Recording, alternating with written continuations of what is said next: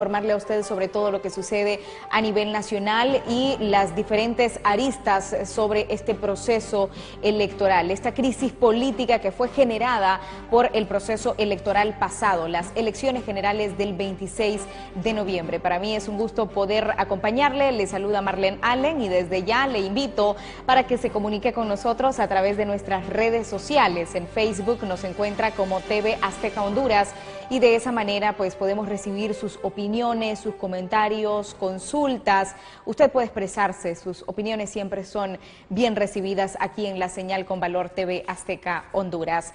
A esta hora tengo el agrado de presentarles a un honorable hondureño, abogado, destacado abogado, quien fue ministro de Defensa, además fue presidente y juez del Tribunal Supremo Electoral. Esta noche nos acompaña el abogado Arístides Mejía, quien es asesor del ex candidato a la presidencia Salvador Narrala. Muy buenas noches, bienvenido. Noches. Muchas gracias por la invitación que me ha hecho a este programa. Qué gusto que nos acompañe, abogado. Quisiera que iniciáramos hablando sobre la situación que ha generado esta crisis política, el pasado proceso electoral que se llevó a cabo el 26 de noviembre. Esto era algo que ya se veía venir, abogado. Se hizo pues muchas advertencias por parte de los partidos de oposición sobre esta crisis, sobre la situación difícil que se aproximaba, que eran las elecciones generales. Usted, como expresidente del Tribunal Supremo Electoral, ¿cómo describe la actuación de este ente durante estas elecciones pasadas? Bueno, yo creo que en esto coincido con la mayoría de los hondureños y de observadores que vinieron acá, de que la actuación del tribunal es totalmente nula y irreprobable, en función de que el tribunal, no solo en esta vez, sino que ya desde el 2012 había creado una crisis en el propio Partido Nacional, cuando usted recuerda que Ricardo Álvarez, que era un candidato de las primarias, objetó la elección y pidió el voto por voto y se fue a la Corte Suprema alegando que en el tribunal había habido la colaboración para ayudarle a Juan Orlando Hernández a hacerse de la candidatura. Después otra situación similar se vivió en 2013 y ahora pues ha sido la confirmación de que este sistema no solo está obsoleto y que el tribunal no solo está trabajando en función de los intereses del partido de gobierno, sino que se ha llegado al extremo de la desfachatez y de la deshonestidad en el manejo de una elección, que a todas luces iba ganando Salvador Narrala cuando se liberaron el 71% de las imágenes de actas. Salía ganando 5% a pesar de todo lo que había ocurrido durante el día, y que en un 29% contra toda lógica matemática y estadística se revirtió en unas 2.000 actas, más o menos toda una tendencia de un 71%. Entonces ahí ese es en lo concreto, lo de la crisis. Claro que hay muchos antecedentes de varios años atrás que vienen arrastrándose, que van a desembocar en esta situación. Así es. Actualmente también hemos observado la participación por parte de la Organización de los Estados Americanos en este proceso electoral. Nos llama mucho la atención sobre el papel que habría jugado en su momento el secretario de la OEA, Luis Almagro, y bueno, luego ustedes como alianza de oposición llegaron a reunirse con él. ¿Qué fue lo que dialogaron y qué cree usted que pueda suceder en los próximos días si esta sugerencia por parte de Luis Almagro tenga aún más implicaciones más adelante, o si esto ya pasó y ya la gente se olvidó de esta sugerencia de realizar nuevamente las elecciones generales, y será viable en nuestro país? Mire, como usted sabe, el gobierno quiso que viniera la observación internacional, no solo de la OEA, sino que de otros, y lo hizo porque en principio el sistema que había diseñado trató de hacerlo para que funcionara bien, bajo el entendido de que ellos el fraude lo iban a hacer en las mesas. pero como ese fraude no bastó, ahí es donde sobrevino la crisis, porque tuvieron que parar el sistema y hacer una intervención remota, como dice claramente el informe de la OEA. Ese informe en sus 34 páginas releva una serie de actos de fraude que condujeron a la OEA a decir de que era prácticamente imposible determinar quién había ganado debido a la manipulación y el manoseo de que había sido objeto todo ese proceso electoral. Y consecuencia de eso es que el secretario general Almagro posteriormente declara en función de sus atribuciones, porque el informe es solo técnico y el que dice cuál podría ser la solución a ese problema es la parte política que él la representa, dice: creo que lo que se debe hacer es repetir las elecciones. Cuando fuimos a Washington con Salvador, ocurrió lo siguiente: nosotros salimos el domingo 17, había un gran nerviosismo de parte del gobierno y de Juan Orlando y sus seguidores cercanos, porque ellos pensaban de que nosotros al ir a Washington podíamos tener bastante, digamos, eco a las peticiones que íbamos a hacer, o por lo menos que íbamos a ser escuchados de todo lo que teníamos que decir. Y ese domingo, mientras íbamos volando, se precipitaron a declarar ganador a Juan Orlando, cosa que al día siguiente nos dijo Almagro, había tratado de frenar con éxito la OEA por lo menos en unas 4 ocasiones, porque ya anteriormente le había querido que el tribunal lo declarara, y bueno, temiendo de que nosotros fuéramos a Washington a hablar con la gente clave que maneja el asunto internacional y todo esto, se precipitaron a hacerlo. Almagro ese día nos ratificó lo mismo, nos dijo: bueno, yo pienso que debe de repetirse esta elección. Y fue muy contundente en sus apreciaciones, intercambió información sobre los hechos más relevantes de este proceso y las irregularidades. Se le entregó una prueba fehaciente elaborada por el diputado e informático Luis Redondo, donde explicaba cómo había sido la intervención en el sistema informático del proceso de electoral, cómo habían metido actas falsas, y esa misma información se la entregamos al Departamento de Estado el mismo día. ¿Y cuál fue la reacción entonces? Bueno, ellos recibieron la información, ya eso venía a confirmar lo que los técnicos de ellos, porque hay que decir que la OEA trajo un técnico especialmente para revisar por qué se había caído el sistema. Y él fue el que hizo las conclusiones principales de una de las modalidades del fraude, el que se hizo masivamente, que fue ese. Y la reacción a esto fue un apoyo total a la posición que tenía Salvador de seguir exigiendo de que se hiciera la transparencia del proceso o que se repitieran las elecciones.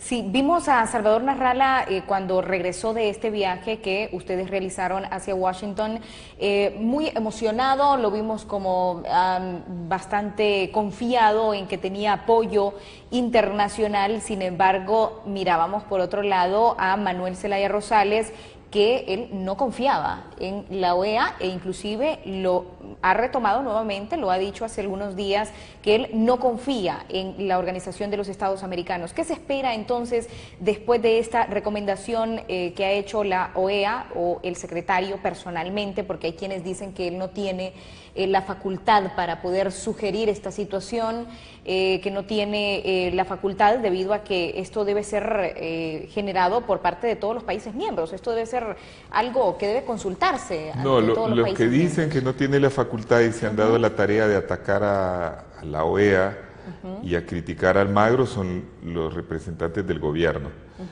porque ellos sienten que esto les afecta a sus pretensiones de continuismo y los desenmascara con relación al fraude. Entonces ellos están haciendo lo clásico, que es desacreditar al hombre, se llama en latín argumento ad hominem, que cuando no tienes un argumento, pues descalificas a la persona que lo dice. Pero eso no tiene ninguna credibilidad ni adentro ni afuera, porque Almagro ha actuado en el uso de sus atribuciones. A él le toca justamente hacer las propuestas políticas que luego el órgano supremo de la OEA, porque recuerden que la OEA está integrada por todos los estados, sí. le toca convalidar o no, o simplemente tomarlo como una recomendación. Es el órgano quien va a decidir al final si agarra este tema y lo plantea como parte de una propuesta de solución.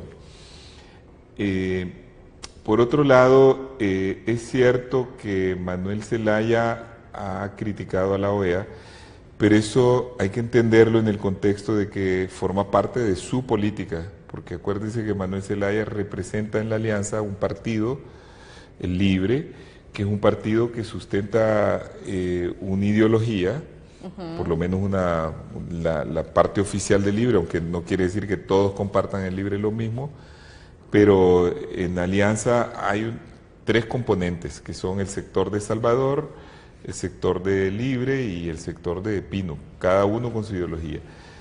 Y en la posición política de Manuel Zelaya está siempre que ellos están en contra de la OEA, pero eso no es por lo de ahora, sino porque siempre han sustentado esa posición. La posición de Salvador es diferente. Salvador piensa que la OEA ha actuado correctamente y porque el informe que ha dado la OEA ha sido contundente en sus 34 páginas, no hay dudas sobre lo que ha salido ahí. Incluso el Partido Nacional ha sacado una frase de contexto, y solo una, porque es la única que pueden tergiversar, que es cuando dicen que el informe dice que no hubo dolo. Que no hubo dolo es para todos, es que no hubo delito o crimen, pero no es que lo dijo así, estaba explicando cómo se intervino desde afuera y violando todas las medidas de seguridad el sistema de cómputo e informático, pero dice no pudimos comprobar dolo, pero es que no pudieron porque no tuvieron la posibilidad de comprobarlo, ni es la tarea de ellos, porque ellos no son ninguna digamos entidad judicial o no es la fiscalía, pero dice aquí se violaron todas las normas de seguridad. Quedará para estas entidades del Estado verificar si hubo dolo o no hubo dolo. Ya sabemos la respuesta, la fiscalía no va a hacer nada. En otro país estarían averiguando los alcances de los delitos electorales cometidos para procesar a las personas que han participado en eso. Sí, por otro lado también se habla de que después de que la embajada americana aceptara a Juan Orlando Hernández como el presidente de Honduras, le felicitara por este gane que según el Tribunal Supremo Electoral él obtuvo el pasado 26 de noviembre. Hay gente que dice que, bueno, ya está todo perdido, que por más que se hagan marchas, manifestaciones, no se puede hacer nada. ¿Cuál es su opinión en cuanto a esto? Mire, yo creo que los procesos políticos hay que entenderlos como que no tienen fecha. No es que porque Juan Orlando se autoponga la corona el 27 de enero que ya se acabó el problema. Al contrario, ahí empieza el verdadero problema, porque este presidente estaría totalmente deslegitimado por su propia población, y ese es el gran asunto. Quiere decir que aunque él, digamos, luego de las protestas que se vienen, aún así, sabiendo de que está la mayoría de la población en contra, que la reelección fue ilegal, y lo dice el informe de la OEA también, que la gente aún así fue a votar y votó contra él, que los reconocimientos internacionales que han habido han sido porque en el mundo de las relaciones internacionales se juega con cierto pragmatismo, en el sentido de que ¿qué puede hacer un país, digamos, una potencia, un país que quiere que las cosas vayan rápido, si el Tribunal de Honduras ha declarado ganador a Juan Orlando? Por eso es que en las notas de reconocimiento lo que dicen, tomamos nota de los resultados del tribunal, porque ellos no pueden decir de otra entidad, porque no hay otra que ha dado resultados, pero ponen todos, creemos que debe haber un diálogo y reformas políticas, eso están diciendo, en otras palabras, creemos que esa elección no fue clara, porque normalmente cuando gana un presidente limpiamente, ¿verdad? Pongo el caso que casi simultáneamente hubo en las elecciones en Chile, el ganador era el de la oposición, no era contra la presidenta que estaba, sino contra un candidato de la misma convergencia, y inmediatamente el perdedor reconoció que el otro había ganado y que él había perdido, eso a la media hora. El país se tranquilizó, después hablaron el presidente saliente con el entrante para ponerse de acuerdo sobre el tema de la transición, todo eso salió en televisión, y ahí sí todos los países hicieron felicitaciones contundentes, cosa que no ocurrió, porque aquí están mintiendo, tratando de poner en la prensa que le es favorable al gobierno, que está plegada al gobierno, que ha habido felicitaciones. Eso deja entrever que la crisis en Honduras continúa, que la gobernabilidad para este digamos, gobernante que se quiera imponer a la fuerza, finalmente no va a ser posible. Va a haber problemas a lo largo de todo el periodo y se impone una solución. Por eso es que ellos mismos están, aunque sea de forma no muy sincera ni tampoco de la manera adecuada, llamando a un diálogo que en otras circunstancias no estarían haciéndolo, porque saben que van a un problema. Y no sería remoto que este presidente no termine su periodo si él se quiere quedar a partir del 27, que todavía faltan como 9 días para eso. Yo creo que va a haber mucho problema de aquí en adelante. ¿Usted qué opina sobre estas aseveraciones por parte de algunos analistas quienes dicen que estos nexos que puede tener libre Salvador Nasralla, Mel Zelaya con Venezuela pudieron haber restado durante este proceso post elecciones generales a la alianza de oposición para tener este apoyo por parte de organismos internacionales? No, mire, los organismos internacionales todos apoyaron a que aquí hubiera elecciones transparentes y todas se manifestaron, como le he dicho, hasta los países que han ido reconociendo estos resultados han manifestado su preocupación por lo que pasa. Quiere decir, en otras palabras, y yo he estado reuniéndome con embajadores de varios países, con organizaciones internacionales como OEA, Unión Europea, todo eso, en estos días, hoy mismo también, y todos están claros de que en Honduras, si no hay reformas, se avecina la destrucción del Estado prácticamente, o sea que aquí vamos a pasar a ser un Estado fallido, donde las instituciones ya no funcionan, no van a tener ninguna credibilidad y se va a volver a una crisis. Eso quiere decir que tanto Naciones Unidas, OEA, Unión Europea, todos los organismos están prácticamente con la mirada puesta sobre estos problemas. Diferente es en el caso del reconocimiento de los países, ya cada país lo hace básicamente en función de su política exterior. En política exterior, Estados Unidos está gobernado por, como se sabe, por un republicano que representa él mismo, digamos, la parte más de derecha de su partido, porque el Partido Republicano en su interior pues tiene varias alas, el ala normal, pero este es el ala más derecha. Creo que eso ha pesado para que Estados Unidos tome una decisión a favor de Juan Orlando, a pesar de que ellos saben que este es un gobierno corrupto, cuestionado por su propio pueblo, que está violentando leyes como la misma Constitución en el caso de la reelección, ellos lo saben. Pero han optado porque Estados Unidos es una potencia y juega sus intereses, entonces quizás creerán que así van a tener un gobernante más dócil para que les cumpla con sus y puedan tener efectivamente una desconfianza, como lo hemos percibido en algunas veces, no voy a negarlo, sobre las posiciones de Mel Zelaya en su posicionamiento político. Pero allí yo pienso que la falla está más en un gobierno como el de Estados Unidos, y lo hemos señalado, lo señaló Salvador en un comunicado, donde por primera vez Estados Unidos desoye a la OEA en un tema que es para ellos muy importante, que es la calificación que hace la OEA de todas las elecciones en el continente.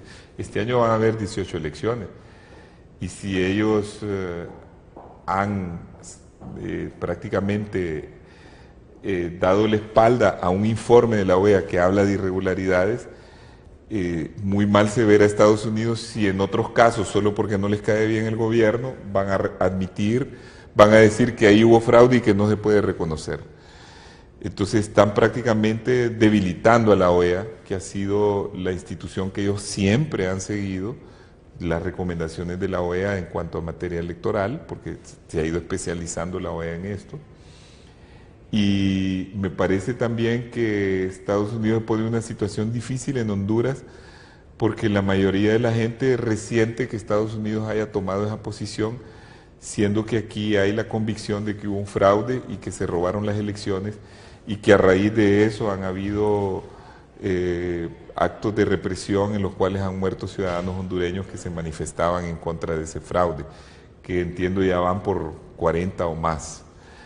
Y más si en el país hay muchos medios de comunicación que no mencionan esas muertes, y en cambio le dan mucha importancia, que sí la hay, ¿verdad? Porque nosotros hemos llamado a manifestaciones pacíficas y nos oponemos a cualquier daño que se haga a personas que no tienen nada que ver con, o a bienes, pero se da la impresión que hay una insensibilidad sobre las muertes de las personas, y que sí importan más los vidrios que se han quebrado en un hotel de lujo, que por muy reprochable o reprobable que sea este acto, pues no se compara con la muerte de personas, sobre todo de gente joven y de toda la gente, hasta niños han muerto en esto.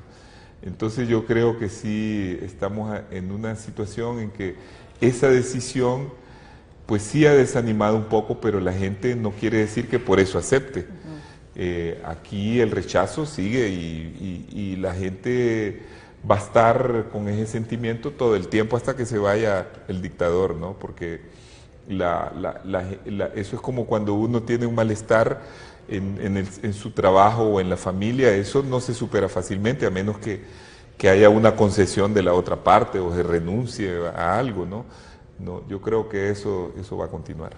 Bueno, hablando sobre esta situación que hay en el Partido Libertad y Refundación Libre, algunas discrepancias que ha tenido también Manuel Zelaya Rosales con Salvador Nasralla, también hemos visto que otros miembros de Libre no se han sentido conformes o a gusto con ciertas circunstancias que han surgido dentro de este partido. Para este caso, pues conocimos sobre sus denuncias que usted hacía hace algunos días sobre amenazas a muerte. Bueno, quiero aclarar que nunca dije amenazas a muerte, dije que había sido atacado en las redes y por otros medios en una campaña de descalificar a la persona, y a veces con cuestiones vulgares, ¿no? Y de desacreditar, que es la táctica que usan las personas que no se sienten con capacidad de debatir ideas. Cuando alguien no puede usar la lógica y el razonamiento y la argumentación para sustentar una posición y debatir de frente y vencer al otro a través de las ideas, pues lo que recurre es atacarlo personalmente. Y eso es lo que estaban haciendo. Yo lo mencioné y creo que, y lo he dicho en otras ocasiones, que Libre es un partido que tiene una diversidad interna. Libre se compone fundamentalmente de la gente que vino del Partido Liberal. Sí. Y dentro de esa gente hay gente con diferentes posicionamientos ideológicos. además de otras fuerzas que se incorporaron, que también eran con un posicionamiento ideológico. Por lo tanto, en Libre debe haber una tolerancia interna, no debe haber la idea de forjar un pensamiento único, dogmático, en el cual se impide a la gente opinar o pensar o discrepar internamente para llegar a una idea principal. Yo creo que los partidos deben de tener una democracia interna, discutir las ideas hacia adentro y después externarlas como una posición donde la minoría se supedita a la mayoría una vez que se toma una decisión. Y tampoco en un partido debe de estar marcado porque lo que diga una sola persona debe ser como una ley, o yo, eso es por lo menos mi manera de pensar. Entonces sí hay alguna gente que tiene criterio propio como yo y que pues toman sus distancias sobre esto. Yo durante esta campaña traté con mi mayor esfuerzo de apoyar a Salvador de varias maneras para, según mi criterio, que Salvador mantuviera su propio discurso, cosa que lo hizo, y mantuviera en todo lo que pudiéramos asesorarle la información adecuada y todo, pero no para matricularlo él en nada, ni para que él sirviera de instrumento para favorecer a un partido u otro, sino para la causa general. Y eso pues ha molestado a muchos, porque algunos tienen una visión muy esquemática, muy corta, y piensan que toda acción debe servir para un beneficio inmediato de algunos líderes políticos, sin ver que lo más importante es la causa.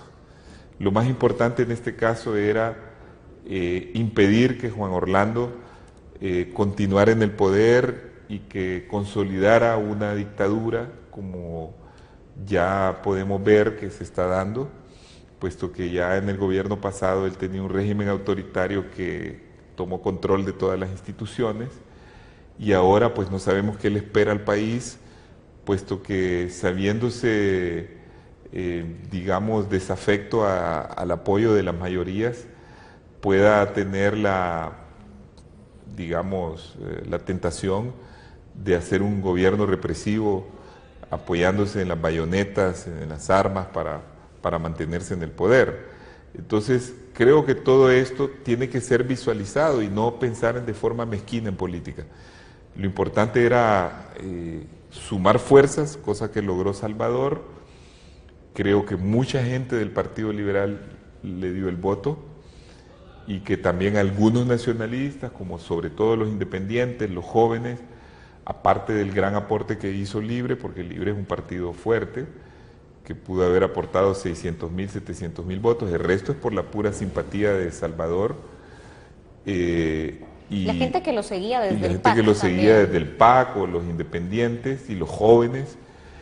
Y eso era lo importante, entender de que esta era una alianza con el propósito de impedir que Juan Orlando se perpetuara en el poder, el propósito de restablecer el Estado de Derecho con su separación de poderes, de fortalecer la justicia, de luchar contra la corrupción, y de ahí todo lo demás en que todas las fuerzas estuvieran de acuerdo.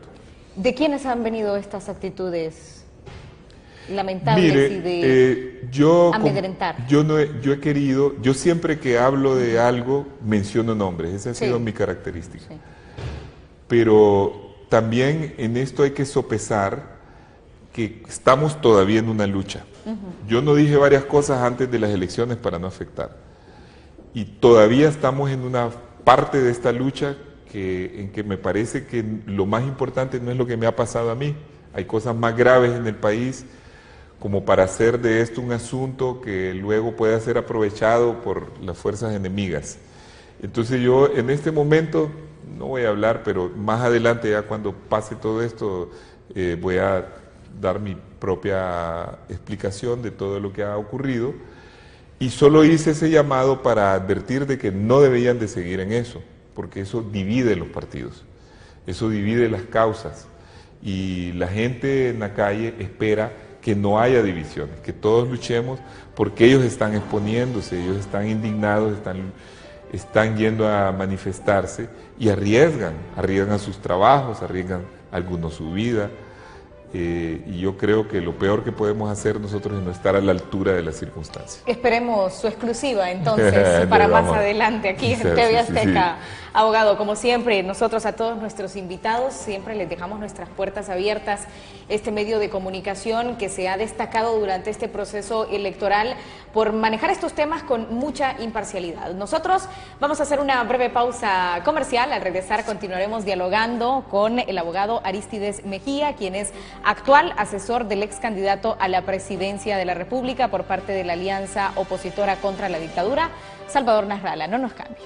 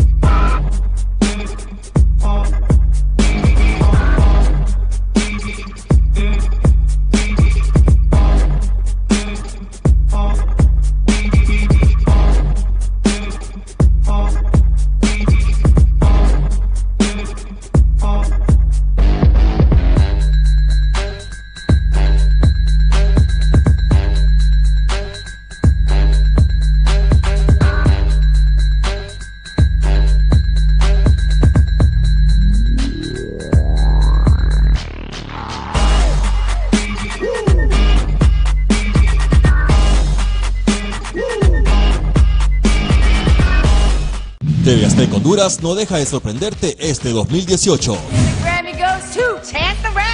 Es por eso que te traemos los Music Grammys Awards. Los mejores géneros, los mejores artistas, productores, intérpretes. Siente el poder de la música este 28 de enero a partir de las 6 de la tarde por tu canal TV Azteca Honduras, más cerca de ti. Las mejores películas de acción, drama y terror están aquí. Voy a bajar. ¡No bajes de la locomotora! El fin de semana es el momento ideal para disfrutar de una película. Llegar temprano y pedir una mesa. ¡Larga!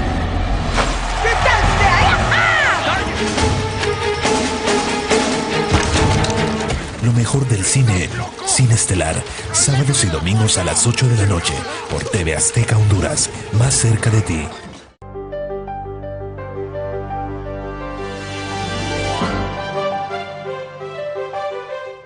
Gracias por continuar con nosotros en su programa Honduras Opina a través de TV Azteca Honduras. A esta hora de la noche estamos dialogando con el abogado Arístides Mejía, quien es asesor del ex candidato a la presidencia por parte de la alianza de oposición, Salvador Nasralla.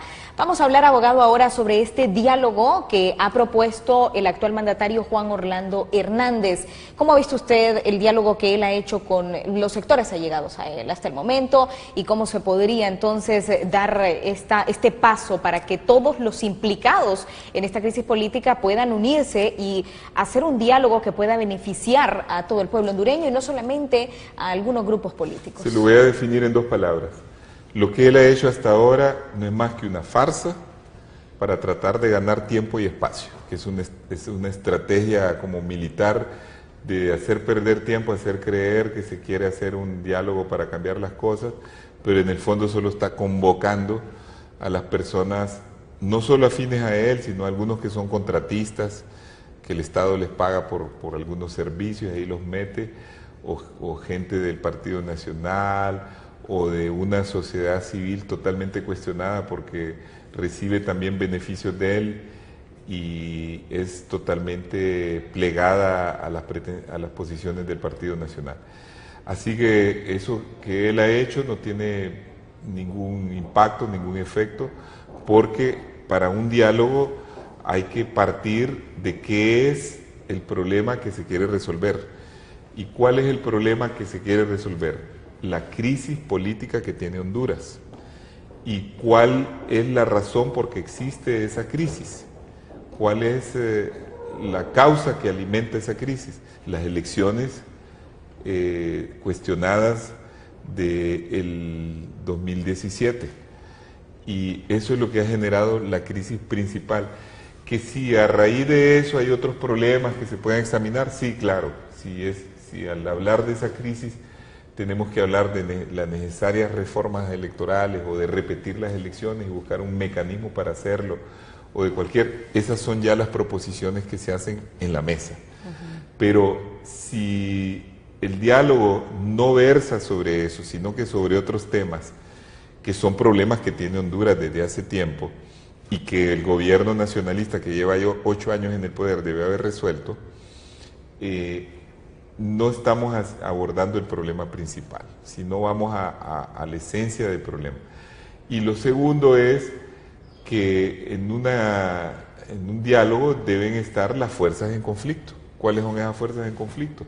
Por un lado, la Alianza y el Partido Liberal, que objetan esas elecciones, y por otro lado Juan Orlando. Entonces yo creo que todo diálogo, para que tenga efecto, y el efecto que se busca es lograr apaciguar el país, lograr que el país vuelva a la normalidad y que reencaucemos debidamente nuestra democracia. Para eso se necesita estos elementos. Cualquier otra cosa no tendrá ningún resultado. La alianza de oposición también mencionaba un mediador internacional. ¿Como quiénes podrían ser entonces los adecuados para dirigir esto? Sí, si ahí vamos ya a la forma como se haría, sí creo yo que es necesario y lo hemos dicho, también esa es una idea de Salvador también, básicamente de él, en que debe haber un mediador internacional. ¿Por qué? Porque no le tocaría a Juan Orlando Hernández convocar él, porque al convocar él quiere dar a entender, bueno, sí, yo convoco porque yo soy el presidente electo, y ya al convocar ustedes vienen en condición de que vamos a hablar de qué vamos a reformar o qué vamos a hacer, pero yo soy presidente, eso no se discute. Ese es un poco el mensaje que él está enviando, y él es parte del problema. Entonces no es a él que le toca convocar. Nosotros consideramos de que debería haber un mediador internacional, porque usted sabe que aquí en Honduras la credibilidad en las instituciones está por los suelos, y la credibilidad en las personas también. Si nosotros proponemos gente honorable, como lo ha hecho Salvador, por ejemplo, como Edmundo Orellana, como Juliet Handal, como Julio Escoto, que es un escritor muy reconocido, gente honesta, pues al Partido Nacional, que nada en la deshonestidad, no le gustará que esos sean los que sean mediadores, no va a querer hacer eso.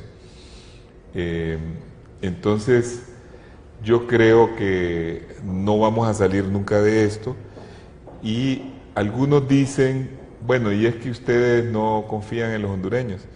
Yo sí confío en varios hondureños, en esos 3 que yo mencioné sí confío, pero creo que ellos no van a confiar en ellos. Y por otro lado, Honduras es un país dependiente, es un país con instituciones casi fallidas. ¿Por qué entonces el presidente en este periodo trajo a la Maxi? Si no es porque no funciona la justicia. ¿Por qué hicieron la reforma constitucional en el periodo pasado para la extradición? Es porque ya se sabe que la justicia no actuaba contra los grandes jefes narcos y que aún metiéndolos en prisiones aquí se podían escapar. Quiere decir que ellos han recurrido al extranjero cuando ha habido falencias y debilidades acá. De la misma manera ahora que hay un conflicto que Juan Orlando no quiere admitir, pues lo lógico sería que viniera alguien de afuera a mediar en ese conflicto, y hemos mandado una nota que ha hecho Salvador para el secretario general de las Naciones Unidas, Guterres, que tienen una vasta experiencia en este tipo de cosas, pidiéndole que ellos sugieran un mediador para este conflicto y que se convoque. ¿Cuál sería entonces la propuesta de la alianza de oposición en este diálogo? Cada que Mire, uno va a un diálogo lleva su propuesta, claro, sus ideas de lo que quiere alcanzar. Mire, un diálogo debe ser sin condiciones, pero centrada en el objetivo. Es decir, si yo digo vamos a hacer un diálogo, no podemos decir, bueno, sí, cualquier tema es posible en el diálogo. Porque entonces yo puedo traer, bueno, hablemos de cocina, por ejemplo, en este diálogo. ¿Vale la pena hablar de cocina cuando tenemos un conflicto nacional? Es lógico que el diálogo tiene que ser, y no habría habido diálogo si todo hubiera transcurrido normal, en función de la crisis política. Y por lo tanto lo que hay que poner sobre la mesa es el problema de la crisis política y lo que originó esa crisis política, que son las elecciones recién pasadas, llevadas de forma totalmente cuestionada. Eso es lo primero que se debe discutir y que yo creo que es el tema que todo el mundo está esperando que se discuta. Porque si el gobierno viene y dice, no, mire, discutemos sobre la pobreza o discutimos sobre reformas electorales. Pero es que hay gente que es como, relaciona lo del diálogo como con negociaciones que se pueden llegar a dar, situaciones que se pueden ceder por parte de la alianza de oposición. ¿Cómo está entonces esta propuesta? La palabra negociación está muy desprestigiada en Honduras, porque la idea que tiene la gente de una negociación es que se va a ir a vender la persona que los representa o que va a haber algo bajo la mesa. Pero en realidad, cuando hay un diálogo, hay en el fondo una negociación en donde se quiere llegar a un acuerdo para terminar con un impasse. Y ese acuerdo tiene que ser satisfactorio para ambas partes. ¿Por qué? Porque nosotros necesitamos satisfacer a nuestros apoyos, a nuestros simpatizantes, a la ciudadanía hondureña que votó, a la generalidad del pueblo, defendiendo la voluntad popular, porque eso es lo que quiere el pueblo hondureño. Que si ellos votaron de una manera en la única oportunidad en que tiene el pueblo de pronunciarse durante 4 años, que se respete lo que el pueblo decidió. Entonces nosotros no podemos transigir sobre ese tema, aunque podemos buscarle una solución, como por ejemplo, bueno, Salvador ha dicho, bueno, yo gané esas elecciones, pero si fuera necesario, vamos a otras elecciones. Lo normal sería de que se reconociera que él ganó las elecciones y que le den posesión el 27 de enero. Pero en tanto de que esto está complicado, pues una concesión que puede hacer Salvador, estoy dando un ejemplo, por supuesto, es decir, no, pues vamos a otra elección, como lo ha dicho el secretario general de la OEA, yo estoy dispuesto a ir. Ya lo ha dicho. Y ya lo ha dicho. Sí. Y la otra parte, pues, puede pensar, bueno, si voy a una elección nueva, voy a perder, con todo lo que ha pasado, voy a perder por más. Pero es ahí donde ellos tienen que valorar. ¿Qué quieren? Mantenerse como una dictadura contra todo el pueblo hondureño y salir peor en el momento en que tengan que salir, que puede ser dentro de 4 años, pero puede ser antes porque caigan. Entonces eso lo tienen que sopesar ellos.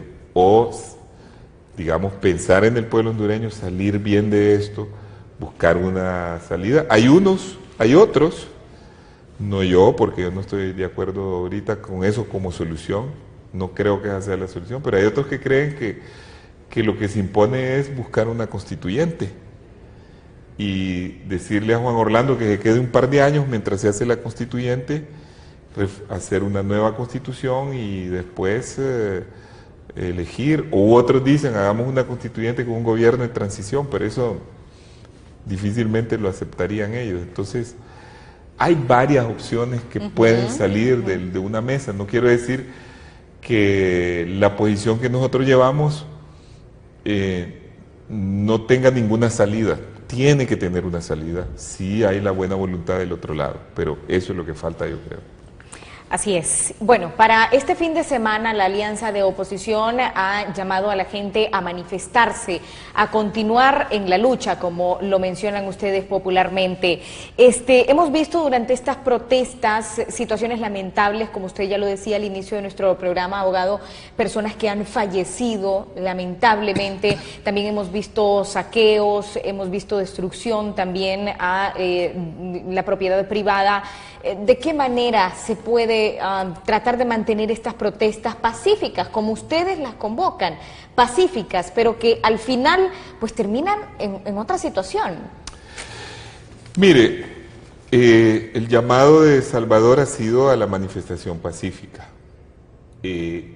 Hubo varias manifestaciones pacíficas que fueron ejemplares, como la del domingo después de las elecciones, que fue multitudinaria, fue enorme. Yo pocas veces he visto una manifestación en Tegucigalpa de ese tamaño. O la que ocurrió hace unos 15 días en San Pedro Sula.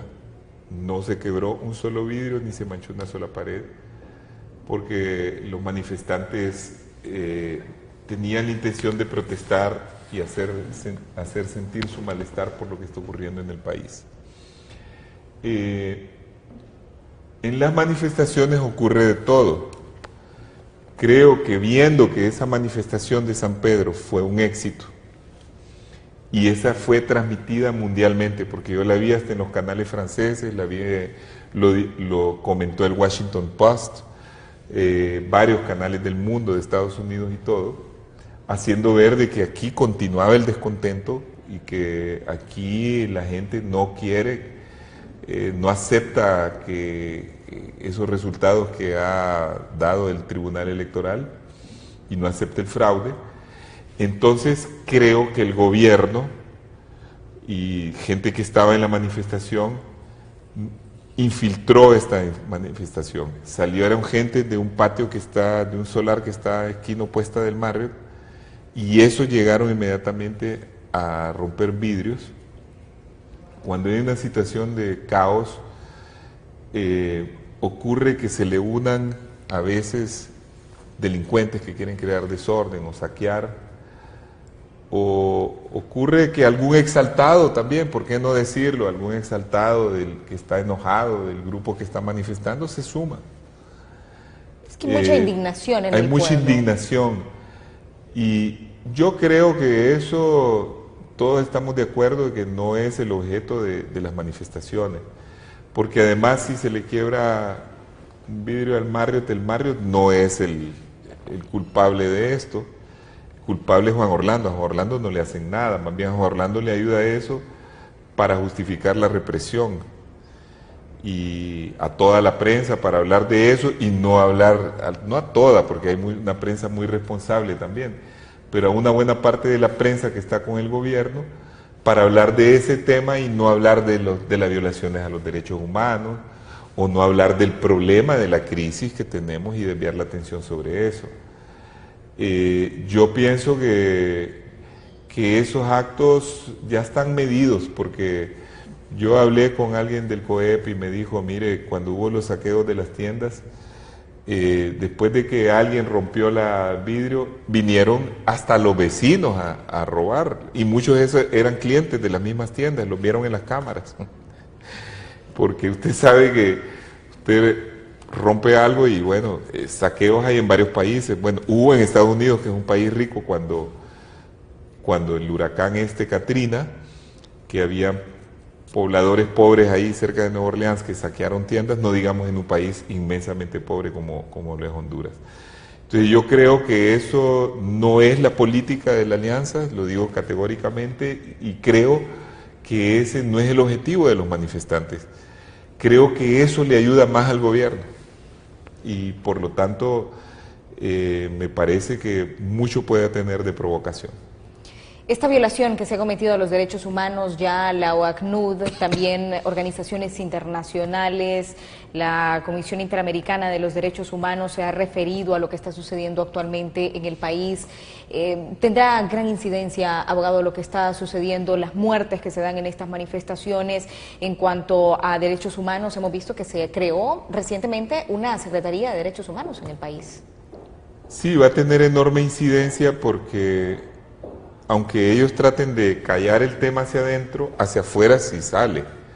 Y el registro de los muertos lo llevan todas las organizaciones mundiales de derechos humanos, desde la Comisión Interamericana hasta America's Watch, hasta, bueno, aparte de las locales, Amnesty Internacional, que está en Londres, también lleva un recuento de eso.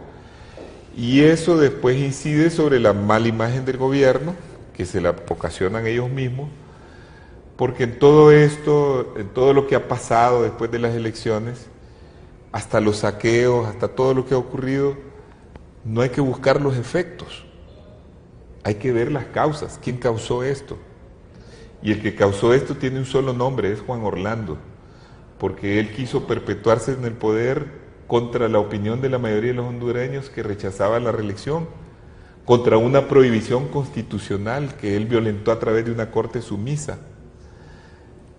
Él es el causante de esto, porque aún con todo eso las fuerzas políticas dijeron, bueno, vamos a participar, no aceptamos la reelección, pero vamos a participar para que no se quede con todo el poder. Participamos y ganamos y se robaron las elecciones. Entonces, él es la causa de todo esto. Y esto, si los sectores no se pronuncian, como por ejemplo el sector privado, no analiza debidamente, por eso hay una carta extraordinaria que escribió Fito Facusé, haciéndole un reclamo a la propia empresa privada, diciéndole que vean más allá de sus pequeños intereses, porque al final siempre van a salir afectados si no hablan ahora, si no actúan ahora a favor de la democracia, porque ya el país con esto queda estigmatizado, ya es la segunda crisis en menos de 20 años, después de lo del golpe de Estado de 2009, la que va a pensar cualquier inversionista, no, aquí en este país no se puede invertir porque siempre hay inestabilidad política, siempre hay la falta de una política continua porque cada uno de estos gobernantes no ha sabido manejar la situación, eso es lo que piensan en el exterior.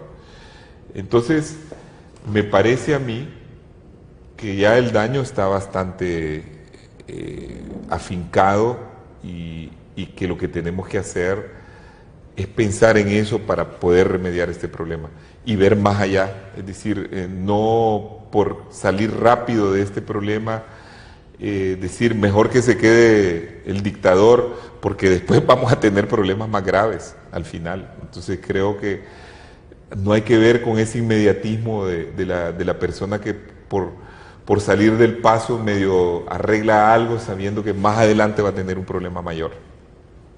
Ahora, cambiando de tema, con la elección ahora de la Junta Directiva del Congreso Nacional, se ha hablado de la estrategia del Partido Nacional y se dice que uno de los candidatos más fuertes a tomar la presidencia del Congreso Nacional es el actual presidente de este Poder Legislativo, Mauricio Oliva. Se dice, bueno, ya sacaron 61 diputados, solamente les hacen falta 4 más y solucionada la situación. Pero, ¿cómo está entonces la estrategia de la oposición?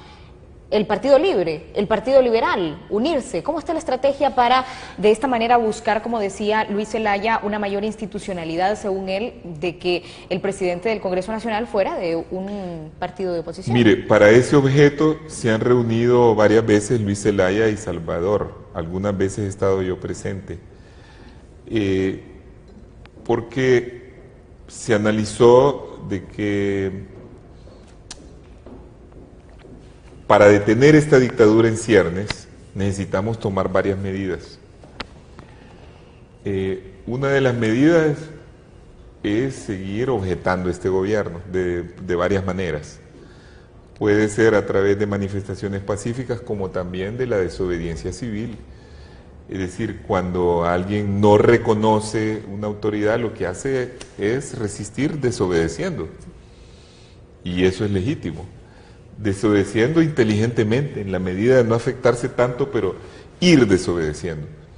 Puede ser que alguna gente empiece a decir, bueno, ¿para qué le voy a pagar impuestos a este gobierno? Si este gobierno está fuera de control, roba, se roba las elecciones, roba dinero. Usted sabe que la evasión de impuestos en muchos países del tercer mundo se da porque no hay confianza en que sus impuestos sean bien invertidos. Cuando usted siente que paga impuestos y que no es retribuido, entonces es cuando más estimulada la gente se siente para evadir impuestos. Entonces puede haber desobediencia civil, puede haber un montón de situaciones que se van a ir dando. Yo creo que eso va a ser una constante. Y una de las alternativas que se había visto es ver cómo se conjuntaba la mayoría de los partidos que no son el Partido Nacional para tomar el control de ese poder del Estado y empezar a quitarle a la dictadura el control que tiene sobre todas las instituciones. Porque sustrayendo el Congreso de la égida del Ejecutivo, se estarían logrando muchas cosas. Acuérdese que ahí es donde se eligen otras autoridades. Ya ahora, en pocos meses, viene la elección del nuevo fiscal. Y esa es una elección muy importante porque el fiscal que se elija es el que puede proceder criminalmente contra todos aquellos que han cometido delitos de cuello blanco. Va a venir la elección de un nuevo tribunal electoral o reformas a la Constitución para reformar las leyes electorales que urgen, como por ejemplo adoptar la segunda vuelta electoral que nos hubiera impedido este problema. Si hubiera habido una segunda vuelta no hubiera habido problema, pero ellos no quisieron aprobarla porque sabían que con segunda vuelta perdían. Perdieron en la primera, pero con una segunda vuelta que los rematan. Entonces, porque los liberales se hubieran sumado, como lo dijo Luis, a votar por la oposición, en la idea de quitar al dictador. Entonces, esas reformas se tienen que viabilizar y por eso se juzgó que era clave controlar el Congreso para hacer estas reformas a la ley electoral, al tribunal electoral, a todo lo que pueda significar que Juan Orlando se perpetúe en el poder, como él pretende, como ya lo dijo prácticamente, que en 2022 ellos pretenden volver a ganar con los mismos métodos y con las mismas instituciones. Y eso sería matar del todo la democracia en Honduras, porque luego la gente jamás asistiría a votaciones y eso es lo que ellos quieren para permanecer en el poder. Pero eso es justamente lo que nosotros vamos a impedir. Finalmente, abogado, ya tenemos pocos minutos de programa. ¿Cómo se van a desarrollar este paro nacional que ustedes están convocando a partir del 20 de enero hasta el 27 de enero? Todo esto con la idea de boicotear la toma de posesión de Juan Orlando Hernández. ¿De qué manera se estará desarrollando? ¿En qué lugares habrán tomas? Infórmenos a la población hondureña. Bueno, mire, yo no participé de la planificación de estas actividades de protesta y de manifestaciones. Eso apareció en un comunicado, sí, bien explicado. Es, creo yo, una movilización general en todo el país. Aquí mismo en la ciudad de Tegucigalpa va a haber manifestaciones en contra del abuso, del atropello que pretende hacer el Partido Nacional. Pero ¿usted está de acuerdo con que se realice este paro nacional y las protestas? ¿Va a asistir usted? Yo apoyo todas formas de manifestaciones contra esta dictadura. Estamos totalmente de acuerdo de que haya manifestaciones, haya toda una programación de cosas que se piensan hacer. Yo creo que es necesario hacer un esfuerzo para que impedir, y si no se puede impedir, para que luego seguir en la lucha para que este dictador caiga del poder. Porque si no, el país se va a hundir en una noche oscura como la noche de Carías, que fue de 16 años y asesinaban gente y no suprimieron las libertades y el país se atrasó, no avanzó. Carías no pavimentó ni una sola carretera porque decía que si pavimentaba carreteras lo iban a venir a derrocar transitando por las carreteras, y él usaba la fuerza aérea para estar viendo si habían sublevaciones. Entonces, tener presidentes de ese tipo, dictadores de ese tipo, atrasan los países. Entonces, ¿el llamado para la gente es? No, el llamado para la gente es manifestarse, es decir, la gente tiene que ir a una lucha política, que es lo que quiere la gente, porque yo siento que la gente está indignada y quiere oponerse a este gobierno. Y yo le agregaría de que las manifestaciones deben de ser pacíficas, como lo ha dicho Salvador. Queremos que se haga sentir que la mayoría de los hondureños estamos en contra. Hay ejemplos de otros países donde hasta regímenes poderosísimos han caído por la manifestación de la calle. Le voy a dar 3 ejemplos. Cuando el Shah de Irán en 1979 estaba siendo objetado, mandó los tanques y el ejército a la calle. Salieron 2 millones de manifestantes y el ejército se plegó y cayó el régimen. No digo que cayó para algo mejor, pero cayó. Egipto, recientemente, hace como unos 4 o 5 años, el régimen de Mubarak, un dictador que tenía como 30 o más años de estar en el poder, ganaba las elecciones, ¿sabe por cuánto? Por 88, por 90 o por 95%. Cada vez que hacía elecciones, él ganaba por esos porcentajes. Ese hombre era militar y tenía un control férreo del país. Salió más de 1 millón de egipcios a las calles. El ejército le quitó el apoyo y cayó. Unión Soviética, para hacerle una visión de varias situaciones, ¿verdad? Del despotismo de esos regímenes árabes y el de la Unión Soviética, que cayó todo un sistema, el más poderoso militarmente que había, y cayó por la voluntad popular en las calles. ¿Por qué los hondureños no podemos hacer lo mismo? Salgamos 1 millón y votemos a este. Con ese mensaje nosotros nos despedimos. Muchas gracias, abogado, por habernos acompañado. Abogado Arístides Mejía, nosotros le agradecemos a usted también por habernos sintonizado. Soy Marlene Allen, que tenga usted buenas noches.